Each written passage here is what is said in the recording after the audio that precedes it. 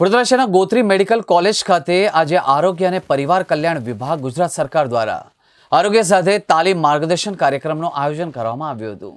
આ તાલીમનો મુખ્ય ઉદ્દેશ સરકારી હોસ્પિટલમાં આવતા દર્દીઓ સાથે સીધો સંપર્ક ધરાવતા કર્મચારીઓ જેવા કે સિક્યુરિટી ગાર્ડ, વર્ગ 4ના કર્મચારીઓ અને ડેટા ઓપરેટરોને દર્દીઓ સાથેના તેમના વર્તનમાં સુધારા લાવવા અને તેમને વધુ સારી સેવાઓ પૂરી પાડવા માટે માર્ગદર્શન આપવાનો હતો।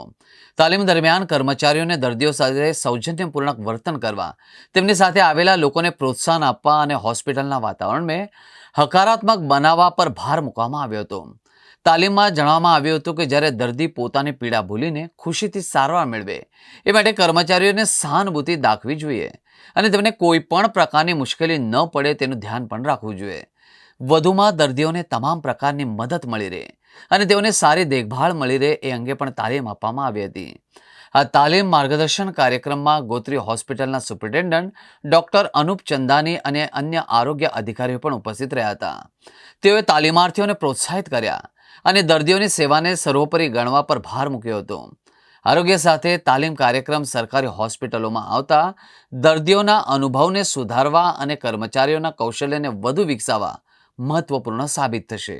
આજે SISFW અને government 104 that is EMRI green એમના તરફથી આ એક સરસ મુહિમ ઉપાડવામાં આવી છે, જેમાં આપણા સહભાગી, આપણા હેલ્થ વર્કર્સ, આપણા સિક્યુરિટી ગાર્ડ, આયાબેન બધાની કમ્યુનિકેશન સ્કિલ્સ ઉપરની એક ટ્રેનિંગનો વર્કશોપ આયોજન કરવામાં આવ્યું છે। આ વર્કશોપ આગલા દિવસોમાં ચાલતું રહેશે। આ વર્કશોપની સમયગાળો 2 દિવસનો રહેશે, જેમાં 25-25ના બેચમાં લોકોને ટ્રેનિંગ આપવામાં આવશે। ખૂબ જ સરસ ટ્રેનિંગનું ઓર્ગેનાઇઝેશન થયું છે। એમના માટે એક પુસ્તક જાહેર કરવામાં આવી છે, જેમાં બધી જ માહિતી છે જે આ 2 દિવસમાં એમને ટ્રેનિંગમાં આપવામાં આવશે।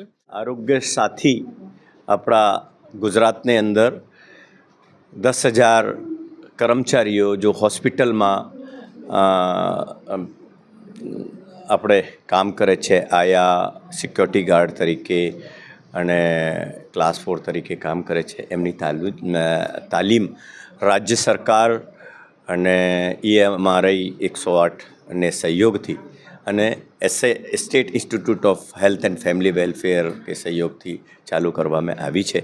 અને એ તાલીમમાં તમામ જેટલા બી કર્મચારી જે અહીંયા કામ કરે છે, જે દર્દીઓ સાથે એમનો પહેલો કોન્ટેક્ટ હોય છે, ચાહે કેસવારી ઉપર કામ કરતા હોય યા સિક્યોરિટી ગાર્ડ તરીકે કામ કરતા હોય યા આયા તરીકે કામ કરતા હોય, એ લોકોને આ તાલીમ આપવાની 2 દિવસની તાલીમ છે।